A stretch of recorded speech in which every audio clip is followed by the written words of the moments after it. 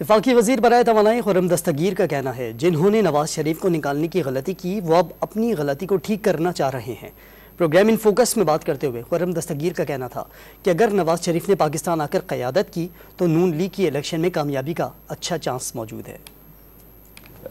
वो अगर आएंगे और पार्टी को पहले तो उसकी जो पूरी मुज्तमा करेंगे पूरे चारों सूबों में और फिर लेकर आगे चलेंगे तो मुस्लिम लीग नून के लिए एक बेहतर इम्कान होगा इलेक्शन में कामयाबी हासिल। एक तो आपकी जमात है, दूसरे बाकी लोगों के लिए भी अब नवाज शरीफ साहब काबिल कबूल हैं।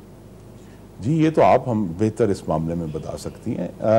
देखिए उनके साथ एक नवाज शरीफ के साथ एक बहुत बड़ी तारीखी ज़्यादती हुई और नाइंसाफ़ी हुई है, तो गालिबन एक अल्लाह ताला का निज़ाम भी है, या ग्रीक ट्रेजेडी में कहते थे हुब्रिस इनवाइट्स नेमेसिस। तो वो जिन्होंने हुब्रिस किया था फिर उन्हें खुद ही नेमेसिस बनना पड़ा अपना, और वो जो तजर्बा इमरानी था वो फिर बिलाखिर अपने मुंह के बल गिर पड़ा और